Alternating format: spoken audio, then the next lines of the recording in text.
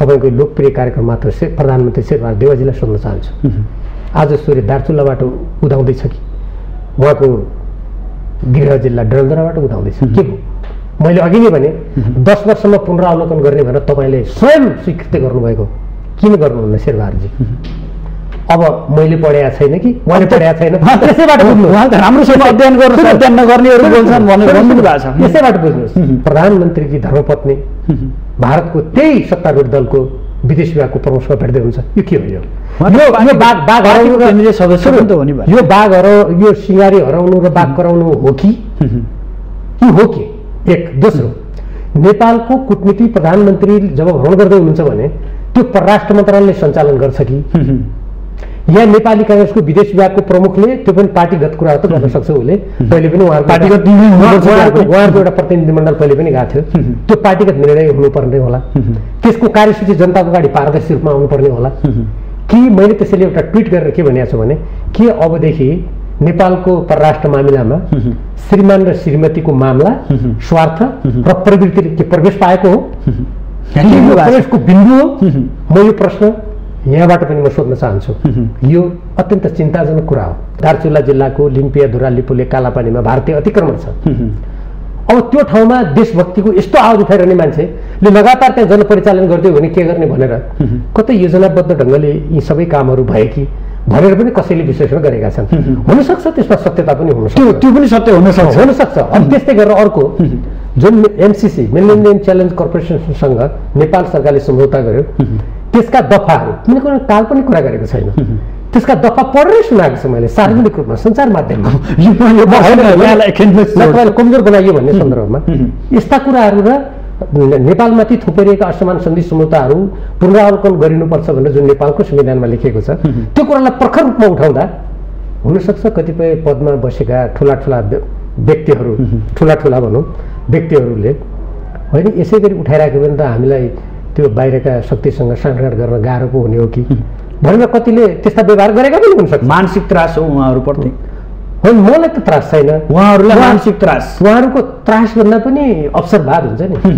यस्तो यस्तो ठुल्ठुला शक्ति राष्ट्रलाई यस्तो गरिराख्यो भने हामी अकण्टक मानौँ कि 100 वर्ष यही पदमा रहन सक्छौँ भन्ने भ्रम वा त्यो मानसिकता रहेको पनि हुनसक्छ।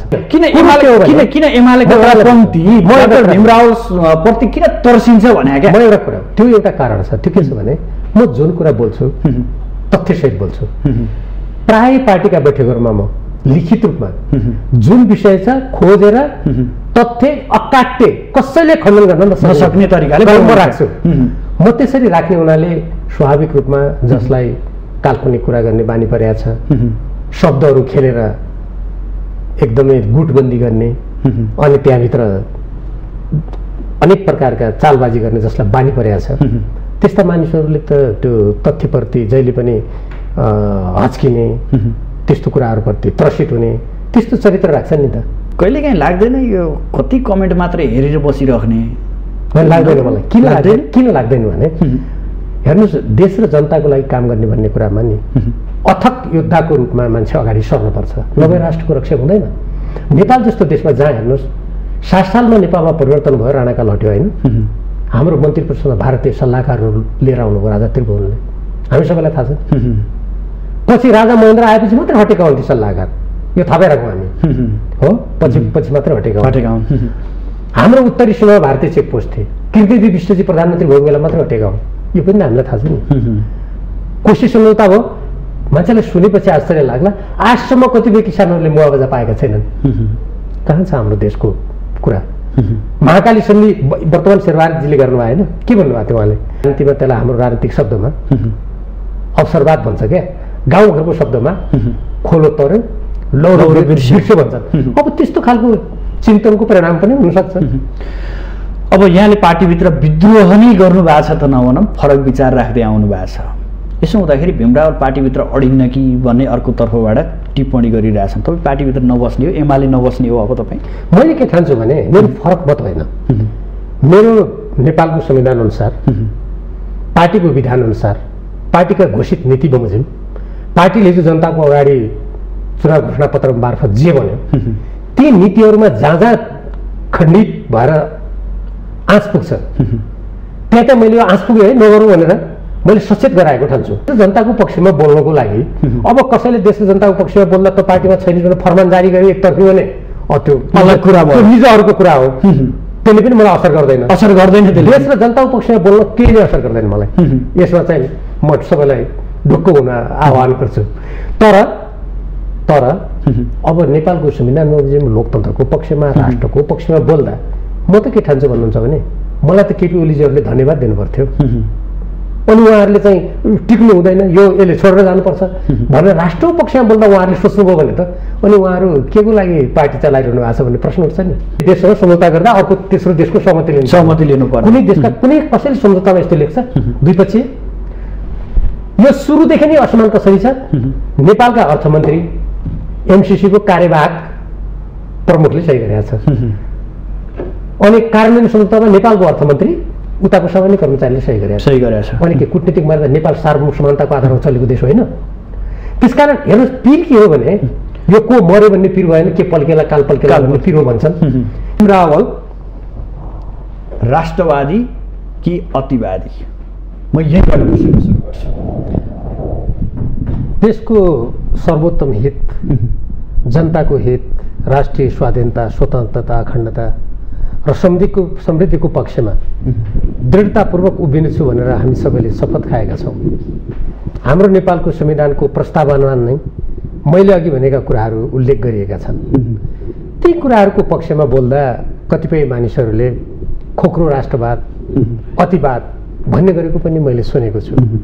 यथार्थमा नेपालको संविधानको प्रस्तावना र कुनै पनि सार्वभौम स्वतन्त्र देशको एउटा नागरिकले, इमान्दार नागरिकले राष्ट्रको सर्वोपरि हितको लागि बोल्नुपर्ने, लेख्नुपर्ने, त्यसको वकालत गर्नुपर्ने कुरालाई जसले त्यसलाई अतिवादी, खोक्रो राष्ट्रवाद भनेर भन्छन्, ती मान्छेहरू यथार्थमा यो मातृभूमिप्रति निष्ठा नभएका, आफ्नो देश मेरो देश हो भन्ने भावना अत्यन्त कमजोर भएका वा नभएका, शक्ति र प्रतिष्ठा आर्जन गर्नको लागि बाह्य शक्तिको आडमा आफ्नो रोटी सेक्न उद्यत मानिसता भएका मानिसहरू।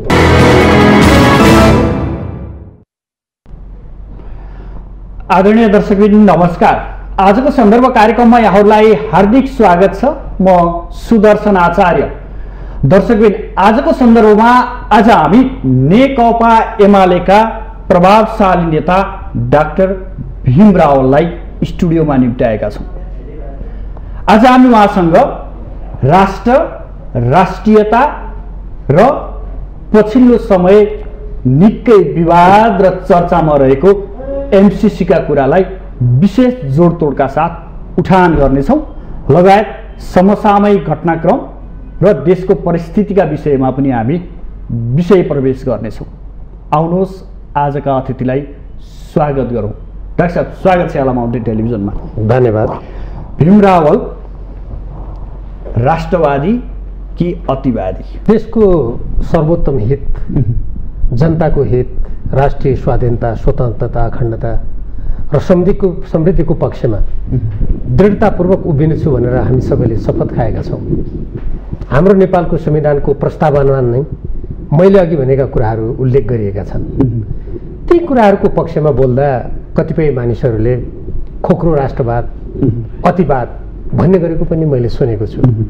यथार्थमा नेपालको संविधानको प्रस्तावना र कुनै पनि सार्वभौम स्वतन्त्र देशको एउटा नागरिकले, इमान्दार नागरिकले राष्ट्रको सर्वोपरि हितको लागि बोल्नुपर्ने, लेख्नुपर्ने, त्यसको वकालत गर्नुपर्ने कुरालाई जसले त्यसलाई अतिवादी, खोक्रो राष्ट्रवाद भनेर भन्छन्, ती मान्छेहरू यथार्थमा यो मातृभूमिप्रति निष्ठा नभएका, आफ्नो देश मेरो देश हो भन्ने भावना अत्यन्त कमजोर भएका वा नभएका, शक्ति र प्रतिष्ठा आर्जन गर्नको लागि बाह्य शक्तिको आडमा आफ्नो रोटी सेक्न उद्यत मानिसता भएका मानिसहरू हुन्। त्यसकारण म अतिवादी भन्ने त कुरै भएन, म देशभक्त व्यक्ति हुँ। देशभक्त हुँ। त्यो देशभक्ति मेरो नेपालको संविधानका भावना प्रस्तावनामा आधारित छ। म जुन पार्टीमा जुन बेला आजभन्दा झन्डै 5 दशक अगाडिदेखि म लागेँ, त्यसका सार्वजनिक रूपमा घोषित नीति र सिद्धान्तमा आधारित छ र म जुन माटोमा जन्मेँ, जुन मातृभूमिमा म जन्मिँदाखेरि म कम्युनिस्ट पनि थिएन, तपाईँ पनि पत्रकार हुनुहुन्थ्यो। हामी केवल नेपाली आमा बाबुका सन्तान थियौँ। त्यसकारण म सबभन्दा पहिले नेपाली हुँ, त्यसपछि मात्रै म राजनीतिक दलको सदस्य हुँ भन्ने कुरा मैले व्यक्त गर्दै आएको छु। यो कुरा यथार्थ हो।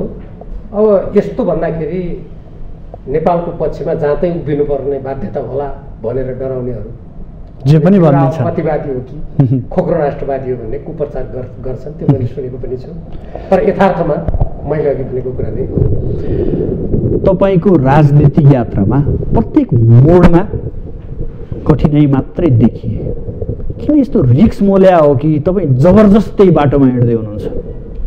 अनि के हुँदो रहेछ भने मैले नेपालमा विद्यार्थी कालदेखि नै मलाई सम्झना आउँछ 2033 सालमा जुन बेला हामीलाई राजकाज मुद्दा लागेको थियो, त्यो बेला तत्कालीन प्रधानमन्त्रीले भारत भ्रमण गर्दा उहाँले के बोल्नुभयो त्यहाँ गएर भने नेपालको भारतसँग विशेष सम्बन्ध छ र नेपालको पानी ढल्नु नै नेपाल नै यसरी भारततिर ढल्केको छ भनेर उहाँले बोल्नुभयो। हामीले त्यसको विरोधमा राति गोप्य रूपमा काँस राखेर काँसमाथि लिथो पोतेर त्यसमाथि स्टेन्सिल हातले काटेर श्री 5 को सरकारको घुँडा टेकुवा नीति मुर्दाबाद भनेर हामीले प्रचार निकालेर छर्यौँ। पछि त्यो कुरा कुनै किसिमले खुल्यो, यो कुनै साथीको कारणले र हामीले राजकाज मुद्दा लगाइयो। म त्यो कुरालाई तपाईँको अहिलेको अप्ठ्यारोसँग किन गाँसेको त भने नेपालमा देशभक्त भएर राष्ट्रको पक्षमा उभिनु, पार्टीमा लागेर पार्टीमा विधि र पद्धतिको पक्षमा उभिनु, जनताको बिचमा गएर लोकतन्त्रको पक्षमा उभिनु र नेपालको राष्ट्रिय साधन स्रोतलाई नेपालकै हितमा प्रयोग गर्नुपर्छ भन्ने आवाज उठाउनु, विगतका निरङ्कुश व्यवस्थाहरूले हामीमाथि थोपरेका असमान सन्धि सम्झौताहरूको विरोध गरेर जसरी भारत, चीन, जापान, अमेरिका अरूले हामी महान हौँ, हाम्रो स्वाधीनता भनेर भन्छन्, त्यसरी नेपालीले भन्न पाउनुपर्छ भन्नु यो स्वयंमा निकै नै सङ्घर्ष गर्नुपर्ने, अप्ठ्याराहरू झेलेर जानुपर्ने विषय भएको हुनाले तपाईँले झट्ट हेर्दा मैले त्यही बाटो लिएको हुनाले, राष्ट्रको हितको त्यो बाटो लिएको हुनाले गौडामा मैले त्यस्ता अप्ठ्याराहरू झेल्नुपर्ने स्थिति मैले पनि स्वयं अनुभूति गरेको छु र महसुस गरेको छु। यहाँले राष्ट्र र राष्ट्रियताको विशेष मुद्दा उठाउनुहुन्छ, आवाज बुलन्द त्यसैमा गर्नुहुन्छ। चर्चा कमाउनको लागि हो या साँच्चै हृदयदेखि राष्ट्रप्रेम हो यहाँको? मैले तपाईँलाई उदाहरण दिएँ। आप त कुनै व्यक्तिहरूले मलाई देशको प्रधानमन्त्री भइसकेपछि, पार्टीको उपाध्यक्ष भइसकेपछि चर्चा कमाउनको लागि गरेको होला भनेर मान्छेले कतिले सोच्लान् आज त। तर 33 सालमा म विद्यार्थी हुँदा, जुन बेला म स्नातक तहमा पढ्थेँ, मैले अघि भने भारतको अगाडि नेपालको सार्वभौम समानतासँग नमिल्ने कुरा गर्दा श्री 5 को सरकारको घुँडा टेकुवा नीति मुर्दाबाद भनेर राजकाज मुद्दा खेप्नु पर्दा पनि के मैले लोकप्रिय कमाउनको लागि गरेँ होला त? होइन। मैले आजसम्म हाम्रो देशको स्वतन्त्रताको सम्बन्धमा, स्वाधीनताको सम्बन्धमा, हाम्रो देशमाथि थोपरेका असमान सन्धि सम्झौताको सम्बन्धमा मैले जे जति अध्ययन गरेँ, त्यो अध्ययनबाट नेपाल यदि त्यस्ता असमान सन्धिबाट मुक्त हुँदैन, चीन र भारत जस्तो अत्यन्त ठुला शक्तिशाली देशहरूको बिचमा रहेको हाम्रो संवेदनशील भू राजनीतिमा हाम्रा देशका शासकहरू, हामीहरू राजनीतिक दलका नेताहरू, यो मेरो देश हो जसरी अरू देशका नेताहरू, सरकार प्रमुखहरूले स्वाभिमानपूर्वक आफ्नो राष्ट्रिय हितमा काम गर्छन्, जबसम्म हामी काम गर्दैनौँ, नेपालीहरूको जुन आजको आर्थिक दुरावस्था, हाम्रो सुरक्षा प्रणाली, हाम्रो शासन प्रणालीमा भएका कैयौँ विकृतिहरू, अप्ठ्याराहरू हट्दैनन् भन्ने मेरो भित्रैदेखिको विश्वास हो। म राजनीतिक शास्त्रको विद्यार्थी, कानुनको विद्यार्थी र यही विषयमा मैले धेरै अध्ययन गरेको पुस्तकहरू। तपाईँ यही विषयमा बोल्दाखेरि बाहिरको कुरा छोडिदिउँ, तपाईँ पार्टीभित्रै इक्सा हान्ने काम गरिन्छ तपाईँमाथि। अब हेर्नुहोस्, मैले देशको पक्षमा बोल्दा, पार्टीलाई विधि पद्धतिमा चल्नुपर्छ भन्दा, लोकतान्त्रिक प्रणालीको रक्षा गर्नुपर्छ, नेपालको संविधान अनुकूल हामी चल्नुपर्छ, हामी एकातर्फ सुशासनको कुरा गर्छौँ, अर्कोतर्फ आफै मिचेर हिँड्छौँ भने यो देशमा सुशासन कसले ल्याइदिने?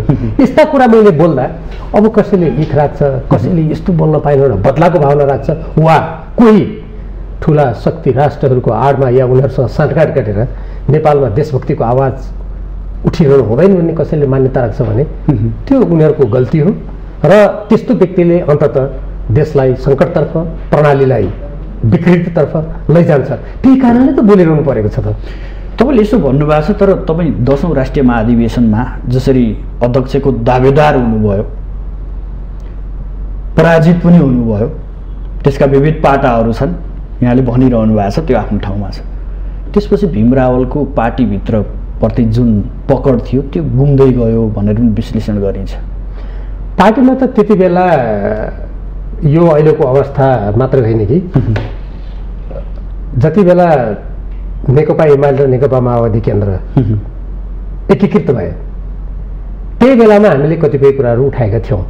जस्तो सचिवालय बन्यो, यो सचिवालय बन्नु हुँदैन भन्ने हाम्रो धारणा थियो र थाई कमिटीमा सचिवालय नबनाउने 2 जना अध्यक्ष हुने, त्यसपछि थाई कमिटीले काम गर्ने भन्ने कुरा भएको थियो र त्यसलाई मिचेर सचिवालय बनाइयो।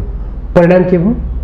त्यो सचिवालय नै पार्टीको द्वन्द्व अन्तरसङ्घर्षको थलो बन्यो र नेताहरूले 3 महिनाभित्र हामी एकीकरणका सम्पूर्ण काम गर्नेछौँ, अब उपरान्त नेपालमा हामी राजनीतिक अस्थिरतालाई समाप्त गर्नेछौँ, विगतमा नेकपामा देखा परेका विभाजनका सबै श्रृङ्खलाहरू समाप्त गर्नेछौँ भन्ने कुरा के भयो?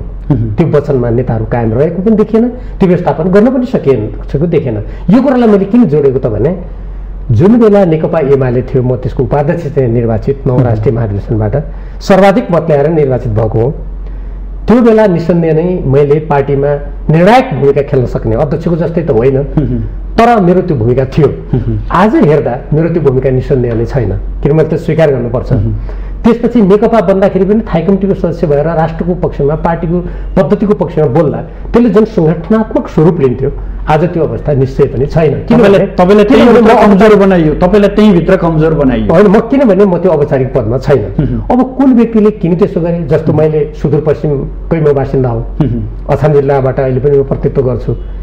त्यही सुदूरपश्चिमको दार्चुला जिल्लाको लिम्पियाधुरा लिपुले कालापानीमा भारतीय अतिक्रमण छ। अब त्यो ठाउँमा देशभक्तिको यस्तो आवाज उठाइरहने मान्छेले लगातार त्यहाँ जनपरिचालन गरिदियो भने के गर्ने भनेर कतै योजनाबद्ध ढङ्गले यी सबै कामहरू भए कि भनेर पनि कसैले विश्लेषण गरेका छन्। हुनसक्छ त्यसमा सत्यता पनि हुनसक्छ, त्यो पनि सत्य हुनसक्छ। अनि त्यस्तै गरेर अर्को जुन एमसिसी मिलेनियम च्यालेन्ज कर्पोरेसनसँग नेपाल सरकारले सम्झौता गर्यो त्यसका दफाहरू मैले कुनै काल्पनिक कुरा गरेको छैन, त्यसका दफा पढेरै सुनाएको छु मैले सार्वजनिक रूपमा सञ्चार माध्यममा। कमजोर बनाइयो भन्ने सन्दर्भमा यस्ता कुराहरू र नेपालमाथि थुपारिएका असमान सन्धि सम्झौताहरू पुनरावलोकन गरिनुपर्छ भनेर जुन नेपालको संविधानमा लेखिएको छ त्यो कुरालाई प्रखर रूपमा उठाउँदा हुनसक्छ कतिपय पदमा बसेका ठुला व्यक्तिहरू, ठुला भनौँ व्यक्तिहरूले होइन यसै गरी उठाइराख्यो भने त हामीलाई त्यो बाहिरका शक्तिसँग साँठगाँठ गर्न गाह्रो पो हुने हो कि भनेर कतिले त्यस्ता व्यवहार गरेका पनि हुनसक्छ। मानसिक त्रास हो उहाँहरूप्रति? होइन, मलाई त त्रास छैन, उहाँहरूलाई मानसिक त्रास। उहाँहरूको त्रासभन्दा पनि अवसरवाद हुन्छ नि। यस्तो यस्तो ठुल्ठुला शक्ति राष्ट्रलाई यस्तो गरिराख्यो भने हामी अकण्टक मानौँ कि 100 वर्ष यही पदमा रहन सक्छौँ भन्ने भ्रम वा त्यो मानसिकता रहेको पनि हुनसक्छ। त्यो छैन भन्न सकिँदैन। तपाईँलाई पार्टीले भूमिका जिम्मेवारी पनि दिन खोजिया पनि हो। यहाँले केन्द्रीय सल्लाहकार परिषदको सदस्य यहाँलाई पार्टीले बनाउँदै गर्दा मलाई नसोधिकन किन बनायो, कति न्यू खोज्या भने के तपाईँले पार्टीभित्र? त्यो त हास्यास्पद छ। म पार्टी अध्यक्षको प्रतिस्पर्धामा गएर त्यसमा विजयी नभएको व्यक्ति भर्खरै, त्योभन्दा अगाडि पार्टीको उपाध्यक्ष।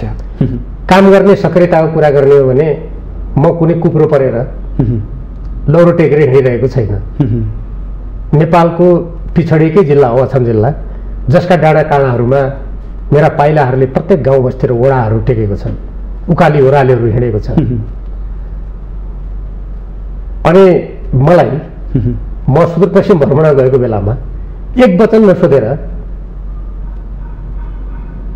एकदमै क्रियाशील, संगठनात्मक रूपमा क्रियाशील हुन सक्ने, व्यवस्थापनको लागि क्रियाशील हुन सक्ने, जनताको बिचमा गएर क्रियाशील हुन सक्ने, सङ्गठन निर्माण गर्न सक्ने कुरामा अब अलिकति सक्दैन कि भनेर मान्छेलाई लगेर थुपार्ने ठाउँमा राष्ट्रिय सल्लाहकार परिषदमा मलाई नसोधिराख्दा अनि मैले त्यसलाई स्वीकार्ने भन्ने कुरा त हास्यास्पद हुन्छ। एउटा यही प्रसङ्गमा एउटा कुरा गरिहालौँ, हाम्रो पार्टीले जनताको बहुदलीय जनवादलाई अङ्गीकार गरेको छ।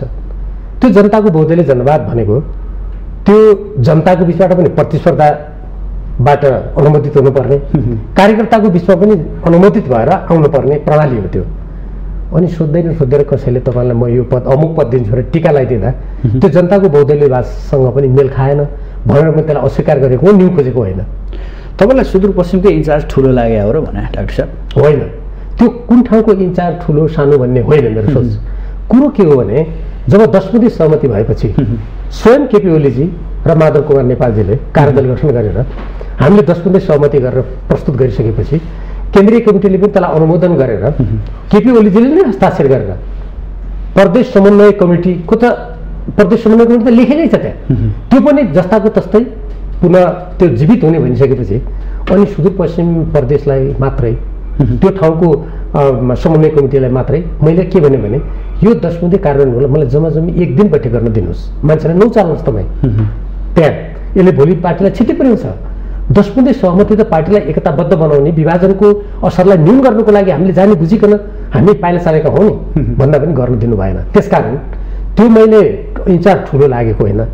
पार्टी भनेको विधि पद्धति नियममा चलेन भने, जसरी विधान र कानुन अनुसार राज्य चलेन भने त्यो भत्ताभङ्ग भएर जान्छ।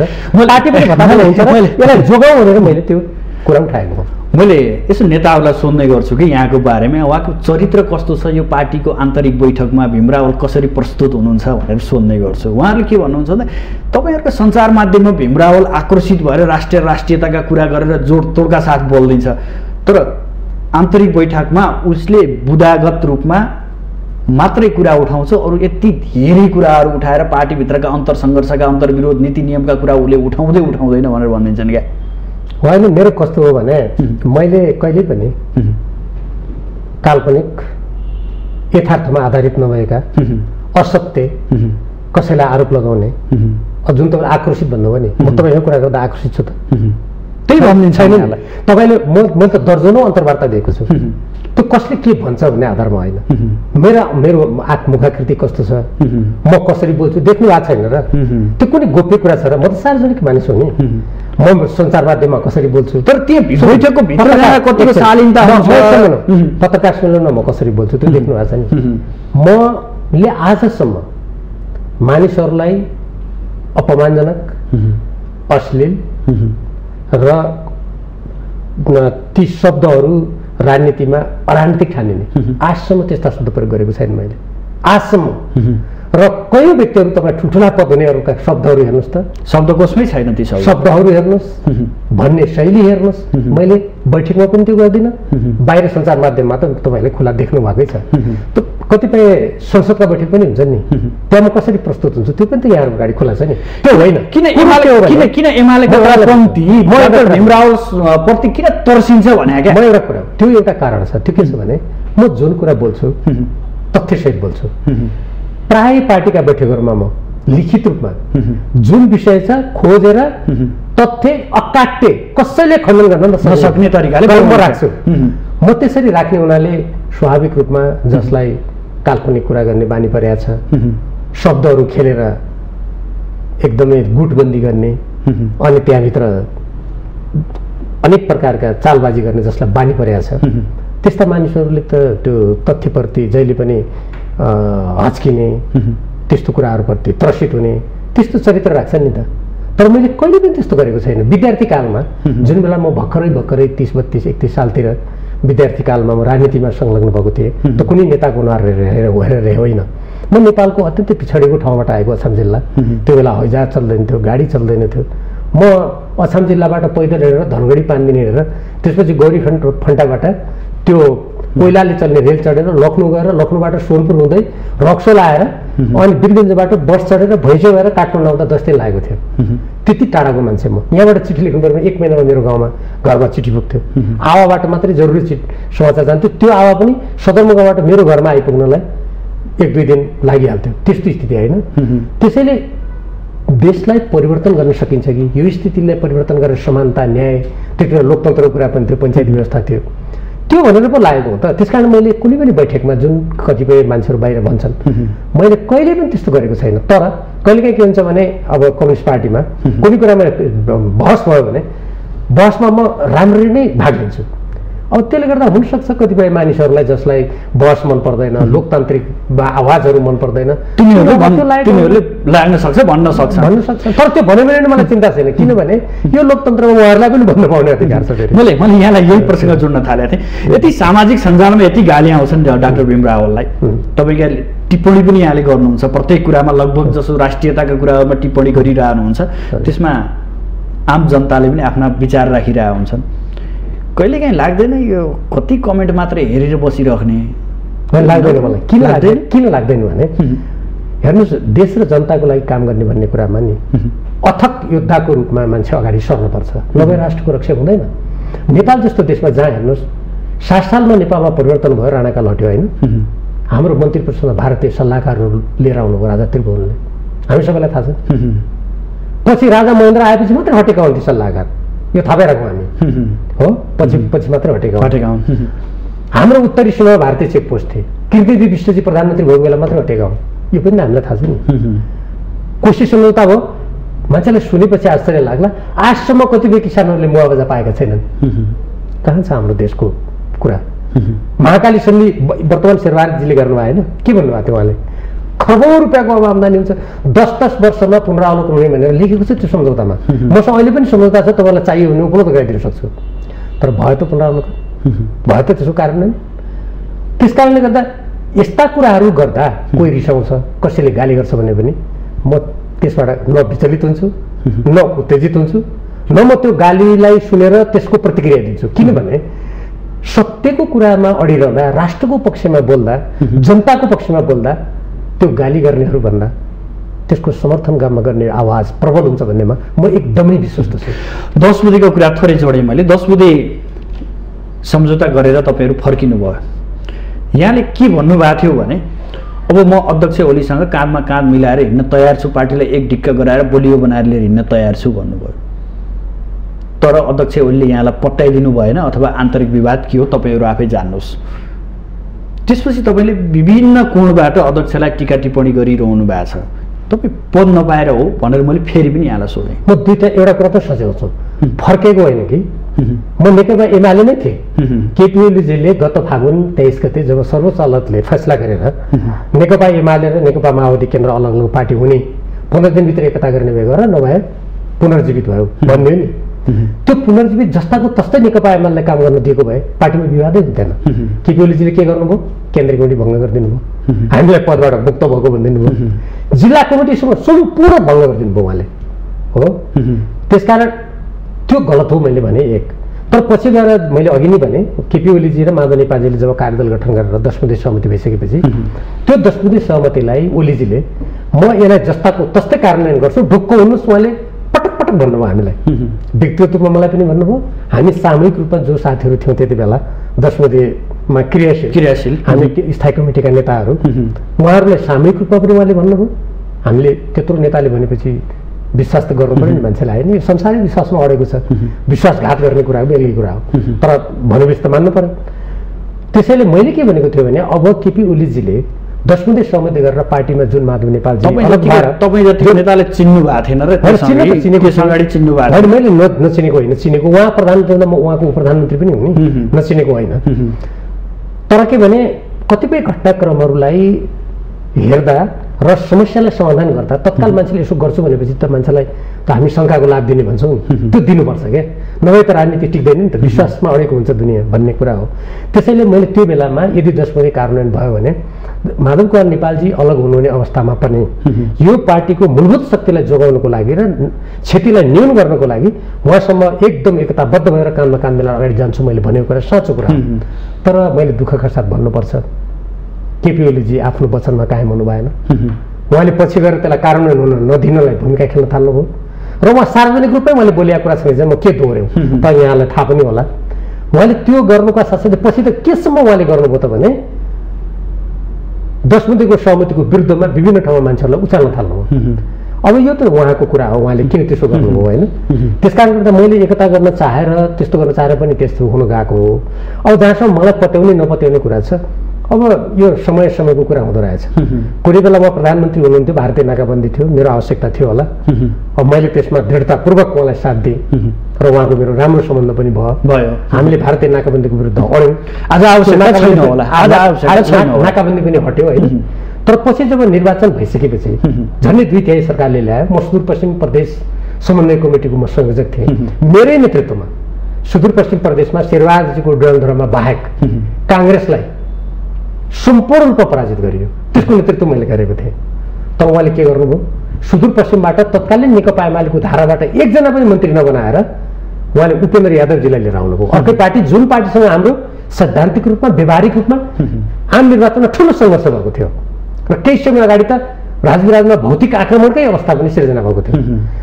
यसले के देखाउँछ त भन्दाखेरि उहाँले राजनीतिमा त्यसलाई हाम्रो राजनीतिक शब्दमा अवसरवाद भन्छ क्या, गाउँघरको शब्दमा खोलो तर्यो लौरो बिर्स्यो भन्छन्। अब त्यस्तो खालको चिन्तनको परिणाम पनि हुनसक्छ।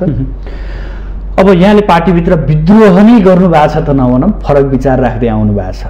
यसो हुँदाखेरि भीमराव पार्टीभित्र अडिन्न कि भन्ने अर्को तर्फबाट टिप्पणी गरिरहेछन्। तपाईँ पार्टीभित्र नबस्ने हो, एमाले नबस्ने हो अब तपाईँ?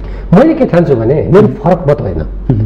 मेरो नेपालको संविधान अनुसार, पार्टीको विधान अनुसार, पार्टीका घोषित नीति बमोजिम पार्टीले जो जनताको अगाडि चुनाव घोषणा पत्र मार्फत जे भन्यो ती नीतिहरूमा जहाँ जहाँ खण्डित भएर आँच पुग्छ त्यहाँ त्यहाँ मैले आँच पुग्यो है नगरौँ भनेर मैले सचेत गराएको ठान्छु।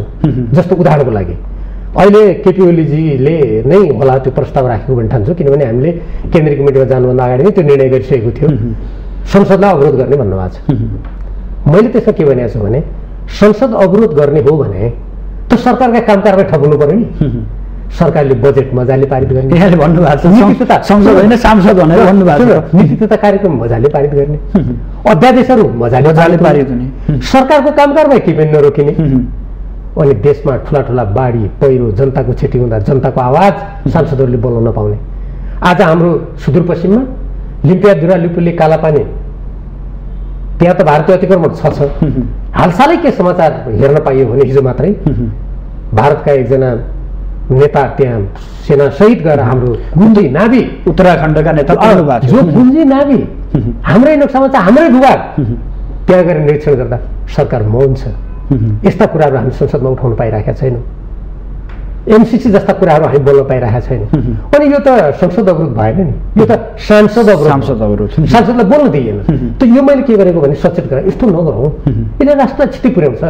मैले फरक मत राख्नुको लागि राखे होइन कि कुनै कुरा औचित्यपूर्ण हाम्रो विधानसँग मिलेन, हाम्रो राष्ट्रिय हितसँग मिलेन, हाम्रो नेपालको संविधानसँग मिलेन भने यस्तो नगरौँ भनेर एउटा देशभक्त नागरिकको हैसियत लिएर अझ त्योभन्दा पनि जनता र राष्ट्रको हितमा काम गर्ने छु भनेर सांसदको हैसियतले हामी सबैले शपथ खाएका छौँ नि। त्यो शपथ अनुसार कर्तव्य गर्नु त मेरो काम हो नि। मैले त्यो भत्ता खाएको छु नि जनताको राजस्वबाट हो। यही कुराले गर्दा यावत कुराले गर्दा यो पार्टीभित्र कति दिन टिक्लाएर भन्ने छन् कि यहाँलाई? अब तपाईँको टिक्ने जुन यसैसँग प्रश्न अघि पनि भन्नुभयो, अब यो टिक्ने नटिक्ने भन्ने कुरा कस्तो हो भने नि जुन बेला पञ्चायती व्यवस्था थियो हामी सङ्घर्ष गर्थ्यौँ, राजकाज मुद्दा, सुरक्षा कानुन, बेला बेला अनेक पटक गिरफ्तारी गर्ने, यातना दिने जुन काम हुन्थ्यो त्यो बेला यो राजनीतिमा टिक्छन् र यी मान्छे भन्थे कतिपयले। आज हामी यहाँ आइपुग्यौँ देश र जनताको पक्षमा बोल्नको लागि। अब कसैले देश र जनताको पक्षमा बोल्दा त पार्टीमा छैन भने फरमान जारी गरी एकतर्फी भने त्यो अलग कुरा भयो, निजहरूको कुरा हो, त्यसले पनि मलाई असर गर्दैन। देश र जनताको पक्षमा बोल्न केहीले असर गर्दैन मलाई। यसमा चाहिँ म सबैलाई ढुक्क हुन आह्वान गर्छु। तर अब नेपालको संविधान बमोजिम लोकतन्त्रको पक्षमा, राष्ट्रको पक्षमा बोल्दा म त के ठान्छु भन्नुहुन्छ भने मलाई त केपी ओलीजीहरूले धन्यवाद दिनु पर्थ्यो।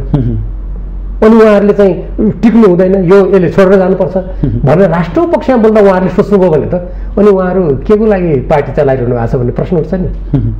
जब म लिम्पियाधुरा लिपुलेको कुरा उठाउँछु, कुनै एउटा शक्ति राष्ट्रको सैनिक गठबन्धनमा देशलाई जान्दिनु हुँदैन म भन्छु भने किन भनिस् भनेर कसैले प्रश्न उठाउँछ भने अनि देशभक्त नेपालीले ए तपाईँ त्यसो भए शक्ति राष्ट्रको पुच्छर भएर हिँड्ने, यहाँ बाहिर प्रिय हुनुभयो, पार्टीभित्र चाहिँ आलोचित हुनुभयो क्या, अलिक बढी आलोचना पनि किन गर्ने भने अब 10औं राष्ट्रिय महाधिवेशनमा अध्यक्षमा प्रतिस्पर्धा गरेर आलोचना गर्ने हो भने त्यसपछि जनताको बहुदलीय जनवाद हटाउँ।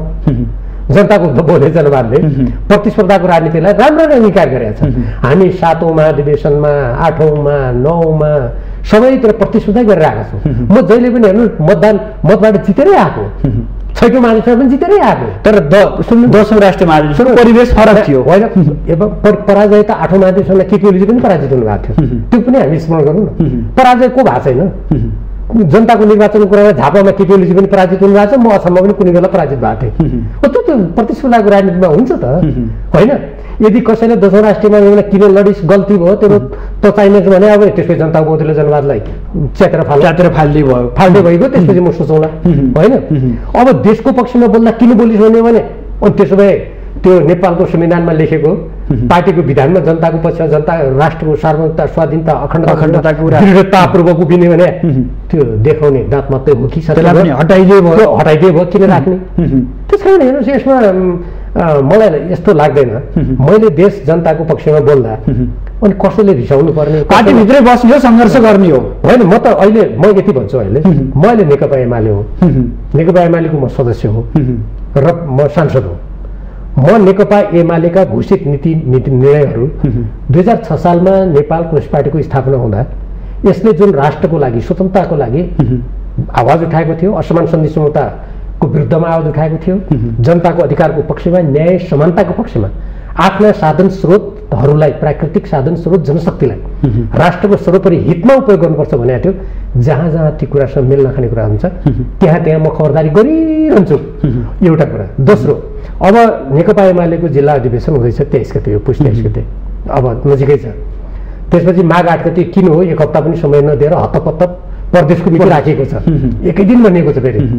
त्यसपछि स्थानीय निर्वाचन आउँदैछ वैशाख महिनामा, निर्वाचन आयोगको यदि प्रस्तावलाई सरकारले घोषणा गर्ने हो भने 12 र 24 गते बनिएको छ। अब यी कुराहरूमा यदि नेकपा एमालेलाई जनताको बहुदलीय जनवाद अनुसार पार्टी भनेको सबको हो, यहाँ विविध विचार हुन्छन्, दृष्टिकोण हुन्छन्, भूमिका हुन्छन् भनेर न्यायपूर्ण ढङ्गले काम गरिन्छ, सिद्धान्त अनुसार काम गरिन्छ, विधि अनुसार काम गरिन्छ भने एकदम राम्रो कुरा हो। म त्यस्तो कुराको समर्थन नै गर्छु।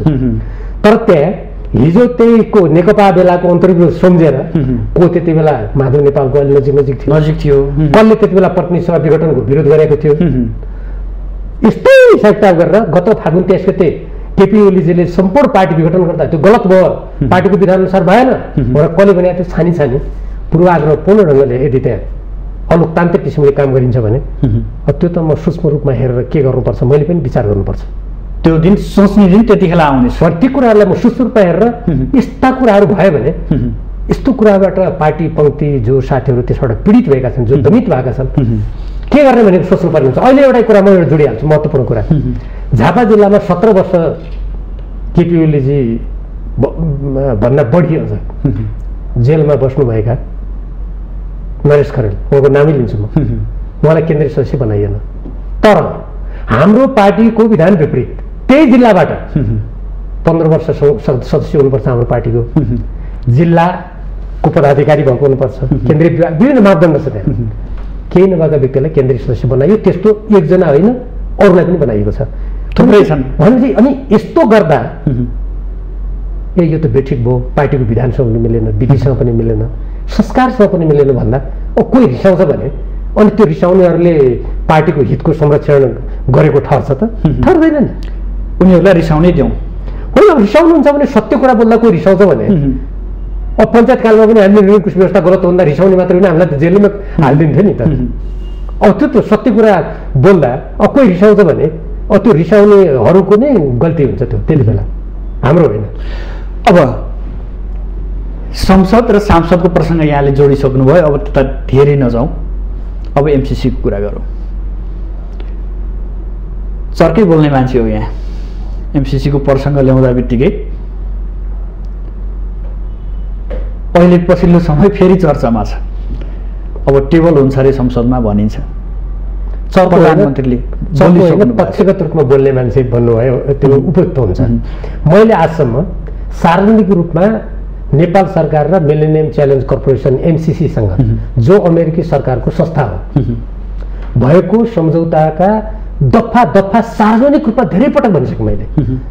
त्यो मूल सम्झौता जो संसदमा अनुमोदनको लागि प्रस्तुत छ र जुन सम्झौता अनुमोदन हुँदै नभई तत्कालीन अर्थमन्त्री युवराज खतिवडाजीले कार्यान्वयन सम्झौता गर्नुभयो। तपाईँ कल्पना गर्नुहोस्, म सबै कानुनका जानकार बुद्धिजीवी सबैलाई यो प्रश्न सोध्न चाहन्छु। कुनै सम्झौता अर्को देशसँग गरेको अनुमोदन नभई कुनै मन्त्रालयले कार्यान्वयन सम्झौता गरेर, त्यो पनि मन्त्रीले त्यो संस्थाको कर्मचारीसँग सही गरेर अनि नुवाकोट लगायतका ठाउँहरूमा जग्गा अधिग्रहणको काम गर्न मिल्छ कि मिल्दैन? यो देशको कानुन मिचेको हो कि होइन? एकछिन म भन्छु, कानुन मिचेको हो कि होइन भन्ने मेरो प्रश्न एउटा। त्यसकारण मैले चर्को रूपमा होइन कि यस्ता तथ्यहरू अगाडि राखेको छु। र अर्को म तपाईँ मार्फत सम्पूर्ण देशभक्त नेपालीहरूलाई के जानकारी गराउँछु भने मानिसहरूले अहिले मूल सम्झौताको मात्रै चर्चा गरेका छन्, संसदमा राखेको कार्यान्वयन सम्झौता मलाई लाग्छ धेरै मान्छेको हातमै छैन। हामीले पनि धेरै मेहनत गरेर माग्दाखेरि त्यो पनि कार्यदल तत्कालीन नेकपाले दोस्रो केन्द्रीय कमिटीको बैठकबाट झलनाथ खनालजीको संघचत्वमा गठित कार्यदलले औपचारिक रूपमा माग्दाखेरि मात्रै त्यो प्राप्त भएको हो। कार्यदलको सदस्य स्वयं तत्कालीन परराष्ट्र मन्त्री प्रदीप ग्यावालीजी पनि हुनुहुन्थ्यो। माग्दा तै पनि 4-5वटा दस्तावेज हामीलाई दिएन, अझै पनि दिएन। झलनाथ खनालजीले लेखेको चिठी मसँग छ नि, त्यो दस्तावेज मागेर पठाएको चिठी दिएन। जस्तो उदाहरणको लागि अमेरिकासँग साझेदारी सम्झौता पार्टनरसिप एग्रिमेन्ट गर्यो भनेर अमेरिकी परराष्ट्र मन्त्रालय अर्थात् स्टेट डिपार्टमेन्टले वक्तव्य जारी गरेका छ। त्यसको प्रकाशनमा त्यो कुरा लेखेको छ, श्रीलङ्का र नेपाल सबभन्दा पछिल्लो समय यो पार्टनरसिप एग्रिमेन्टमा आउने देश हुन् भनेर लेखेको छ। त्यहाँ के भएको छ त्यो दिनुहोस् भन्दाखेरि हामीलाई दिएन। कस्तो देश हो त? एउटा कल्पना गरे। त्यसकारण मैले चर्को होइन कि मैले त्यसका तथ्यगत कुराहरू अगाडि सारेको हुँ। तपाईँले मैले त्यो कुरा भन्नै पर्छ। डाक्टर राहुलजी, तपाईँले तथ्यगत कसरी सार्नुभयो र भने वर्तमान प्रधानमन्त्रीले के भनिदिनु भएको छ माओवादीको महाधिवेशनको उद्घाटन सत्रमा, त्यो पनि त यहाँले सुन्नु भएको छ नि। भने अब देश पनि पढ्नु भएकै छैन देशको प्रधानमन्त्रीले जे भने त्यही नै अकाट्य सत्य हुने हो भने मैले अघि महाकाली सन्धिको कुरा गरेँ।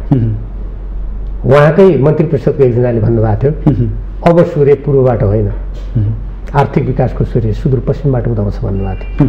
म उहाँलाई तपाईँको लोकप्रिय कार्यक्रम मात्र प्रधानमन्त्री शेरबहादुर देउवाजीलाई सोध्न चाहन्छु, आज सूर्य दार्चुलाबाट उदाउँदैछ कि उहाँको गृह जिल्ला डडेलधुराबाट उदाउँदैछ के हो?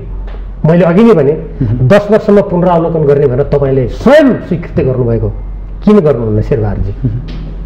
अब मैले पढेको छैन कि उहाँले पढेको छैन, त्यसैबाट बुझ्नु। राम्रोसँग अध्ययन गर्नु, अध्ययन नगर्नेहरू बोल्छन् भनेर भन्नु भएको छ। त्यसैबाट बुझ्नुहोस् कसले अध्ययन गरेका छ कसले गरेका छैन भन्ने कुरा यही महाकाली सन्धिको कुराबाट गर्नुहोस्। म त्यति बेला संसदको संयुक्त समितिको सदस्य थिएँ। म संयुक्त समितिको तर्फबाट रामचन्द्र पौडेलजी संयोजक हुनुहुन्थ्यो सभामुखको हैसियतबाट हामी हेलिकप्टर लिएर भारतको इन्डो तिब्बत बोर्डर फोर्सको ब्यारेकमा गएका थियौँ। अहिले त जानु पनि अनुमति छैन, हेलिकप्टर लिएर गएका थियौँ। यो अहिले जो नाभि गुन्जीमा भर्खरै भारतीय गभर्नर त्यहाँ निरीक्षण गर्न आउनुभयो भनौँ, त्यो ठाउँमा त हामीले हेलिकप्टर अवतरण गरेका थियौँ त्यो बेलामा हो। अब यतातिर चाहिँ शेरबहादुरजीलाई मतलबै छैन। अब कसले पढेन भन्ने कुरा को सन्दर्भमा कोट्याउँछु। अब मैले व्यक्तिगत रूपमा मैले यसमा अन्यथा केही पनि सोचेर भनेको छैन। उहाँकी धर्मपत्नी राणा देउबाजी मैले समाचार माध्यममा हिजो पढेँ सुने, उहाँ भारतको भ्रमणमा हुनुहुन्छ। भारतीय जनता पार्टीका विदेश विभागका प्रमुखसँग उहाँ वार्ता गर्दै हुनुहुन्छ। यो के हो? यो जुन दिन एकछिनमा यो गम्भीर कुरा छ कुटनीतिक रूपमा सुन्नुहोस्। केही दिनमा प्रधानमन्त्री जाँदै हुनुहुन्छ त्यो त म आउँदैछु। जुन दिन हाम्रो भूभागमा भारतका उच्च सेना र राजनीतिक अधिकारी निरीक्षण गर्न भनेर अवतरित हुन्छन्, त्यही बेला प्रधानमन्त्रीकी धर्मपत्नी भारतको त्यही सत्तारूढ दलको विदेश विभागको प्रमुखसँग भेट्दै हुन्छ। यो के हो? यो बाघ यो सिँगारी हराउनु र बाघ कराउनु हो कि हो कि? एक दोस्रो, नेपालको कूटनीति प्रधानमन्त्री जब भ्रमण गर्दै हुनुहुन्छ भने त्यो परराष्ट्र मन्त्रालयले सञ्चालन गर्छ कि यहाँ नेपाली काङ्ग्रेसको विदेश विभागको प्रमुखले त्यो पनि पार्टीगत कुरा त गर्न सक्छ उसले पहिले पनि उहाँको एउटा प्रतिनिधिमण्डल पहिले पनि गएको थियो त्यो पार्टीगत निर्णय हुनुपर्ने होला त्यसको कार्यसूची जनताको अगाडि पारदर्शी रूपमा आउनुपर्ने होला कि मैले त्यसैले एउटा ट्विट गरेर के भनेको छु भने के अबदेखि नेपालको परराष्ट्र मामिलामा श्रीमान र श्रीमतीको मामला स्वार्थ र प्रवृत्तिले के प्रवेश पाएको हो प्रवेशको बिन्दु हो म यो प्रश्न यहाँबाट पनि म सोध्न चाहन्छु यो अत्यन्त चिन्ताजनक कुरा हो यो परराष्ट्र मामिला र कूटनीति भनेको खेलाँचीको कुरा होइन अब यसरी अब कसैले धर्मपत्नीलाई पठाउने अब कसैले प्रिय पुत्रलाई पठाउने कसैले प्रिय पुत्रीलाई पठाउने अनि यो कूटनीतिमा भाँडभैलो होइन अनि यस्ता कुराहरू गर्ने पात्रहरूले मलाई चाहिँ सम्झौता पढ्यो कि पढिन्छ भनेर प्रश्न गर्दा सुहाउँछ र सुहाउँछ जस्तो लाग्दैन मलाई एमसीसी पास गर्ने अन्तिम तयारी छ भनिन्छ एमालेको सायद तपाईँ लगायत केही दुईजना नेताहरू बोल्नुहुन्छ त्यो बाहेक अन्य नेताहरू मौन जस्तै हुनुहुन्छ सरकारले के निर्णय गर्छ अझै भनौँ गठबन्धनले के निर्णय गर्छ त्यसपछि बोलौँला भनिरहनु भएको छ एमालेको मौन समर्थन त हो भन्छन् नि राष्ट्रले यत्रो ठुलो बहस गरेको विषयमा तपाईँ पार्टी किन बोल्दैन म जान्न चाहेको कुरा त्यो यत्रो ठुलो बहसको विषयमा म तटस्थ छु म बोल्दिनँ कसैले भन्छ भने यो देश र जनताप्रतिको अत्यन्त गैरजिम्मेवार दृष्टिकोण तपाईँ जुन ठाउँमा हुनुहुन्छ त्यही ठाउँ बोल्दिएन क्या मैले भन्न खोजेको त्यो म त्यही विषयमा आउँदैछु नेकपा एमाले जस्तो दल जसले जननेता मदन भण्डारीजीको अगुवाईमा पारित जनताको बहुदलीय जनवादलाई अङ्गीकार गरेको छ जनताको बहुदलीय जनवादमा देशभक्ति राष्ट्रलाई समुन्नत बनाउने आफ्ना साधन स्रोत आफ्नो हितमा कार्यान्वयन गर्ने कुरालाई सर्वाधिक महत्त्व दिएको छ अनि त्यस्तो पार्टीको त्यस्तो नीति मान्ने हो भन्ने नेतृत्वले यत्रो ठुलो बहस भएको विषयमा हामी केही पनि बोल्दैनौँ सरकारले के गर्छ हेर्छौँ भन्नु योभन्दा ठुलो अवसरवाद र गैरजिम्मेवार कुरा केही पनि हुन सक्दैन तपाईँकै पार्टी सरकारमा हुँदा टेबल गर्न खोजे होइन मैले त्यसैले त विरोध गरेँ त्यही बेला हो नि मैले विरोध गरेको त्यही बेलादेखि नै मैले सबभन्दा पहिले त्यो जब त्यो सम्झौता पढेँ त्यहाँ पेश गरिएपछि मैले तत्काल हाम्रा संसदका जिम्मेवार साथीहरूलाई त्यसका दफाहरू देखाएर यो त रोक्नुपर्छ यो राष्ट्रलाई धेरै ठुलो क्षति पुर्याउँछ भनेर मैले त्यही बेला भनेको थिएँ र ती साथीहरूले मलाई त्यति बेला सुरुमा उहाँहरूको आफ्नो विवेक प्रिभेल गर्यो भन्छ आफ्नो उहाँहरूको विवेकले देख्यो ठिक हो तपाईँले भन्नुभएको यो त रोक्नुपर्छ भनेर उहाँहरूले भन्नुभएको थियो तर आज मलाई त्यो भन्नेहरू आज मौन भएको छ किनभने अब त्यहाँ गुटको राजनीति छ त्यहाँ पूर्वाग्रह छ त्यहाँ कुनै एउटा शक्ति राष्ट्रप्रतिको त्यसलाई भक्ति त नभनौँ त्यसलाई चाहिँ जसरी पनि आफ्नो पक्षमा पारिरहने त्यहाँ मानसिकता छ त्यति बेला राष्ट्रको स्वाधीनता कहाँ जान्छ स्वाभिमान कहाँ जान्छ देशको संविधानमा लेखेका कुरा कहाँ जान्छ देशको कानुन कहाँ जान्छ भन्ने चिन्ता छैन त्यो चिन्ता भएदेखि त नेकपा एमाले जस्तो पार्टी त्यत्रो कार्यदलले हामीले एक दफाहरू उल्लेख गरेका छौँ त्यहाँ हेर्नुहोस् सुदर्शनजी त्यो एक दफाहरू त्यहाँ हामीले चर्चा गरेका छौँ त्यो पढेर यति गुरु बोझ भइरहेको एमसीसी किन फर्काइदिन सकिन्न भने क्या यो एउटै कारण छ श्रीलङ्काले फर्काइदियो होइन बङ्गलादेशले लिनै मानेन अरू कतिपय देशमा सुरुमा यो कार्यक्रम लागु गर्दा त्यहाँ संयुक्त विद्रोह समेत भएको छ नेपालले बोक्नुपर्ने हो बोक्नुपर्ने होइन तर के भयो भने अमेरिकाले दिने भनेको $50 करोड यो त विकासको लागि हो भनेर हवा पिठाएर हिन्द प्रशान्त रणनीतिको अङ्ग बनाइदिने नेपाललाई सम्झौता बमोजिम त्यहाँ 5 वर्षको लागि भनेर एक ठाउँमा लेखिएको छ त्यसलाई मात्र चर्चा गर्छन् यसका प्रशंसक गर्नेहरू तर त्यसका बचाउ प्रावधानमा के छ भने यो अनन्तकालको लागि छ प्रसारण लाइनमा नेपाल सरकारले मर्मत समेत गर्न पाउँदैन एमसीसीको अनुमति नलिएर प्रसारण लाइन जहाँ जान्छ त्यो भूमिमा एमसीसीको पुरा आधिपत्य हुन्छ नेपालले $13 करोड त्यसमा अनुदान दिनुपर्ने तर नेपालको बौद्धिक सम्पत्तिमा कुनै अधिकार नहुने कुरा छ नेपालले अमेरिकाको वर्तमान कानुन भविष्यको कानुन समेत मान्नुपर्ने अनि यस्तो एकछिन नेपालले जुन योजना अगाडि सार्छ त्यो योजनामा भारतको समेत सहमति हुनुपर्ने यो द्विपक्षीय सम्झौता हो कि तीनपक्षीय हो कि नेपाल भारतको उपग्रह हो कुनै देशसँग सम्झौता गर्दा अर्को तेस्रो देशको सहमति लिनुपर्ने कुनै देशका कुनै कसैले सम्झौतामा यस्तो लेख्छ द्विपक्षीय यो सुरुदेखि नै असमान कसरी छ नेपालका अर्थमन्त्री एमसिसीको कार्यवाहक प्रमुखले सही गरेका छ। अनि कार्यान्वयन सम्झौतामा नेपालको अर्थमन्त्री उताको सामान्य कर्मचारीले सही गरेका छ। अनि के कूटनीतिक मर्यादा नेपाल सार्वभौम समानताको आधारमा चलेको देश होइन। त्यसकारण हेर्नुहोस् पिर के हो भने यो को मर्यो भन्ने पिर भएन, के पल्केला काल पल्केला भन्ने पिर हो भन्छन्। यो सम्झौता कुनै अमेरिकाप्रति कुनै पूर्वाग्रह राखेर विरोध गरेर एकछिन यो अनुदान दिनु यो धारणा होइन।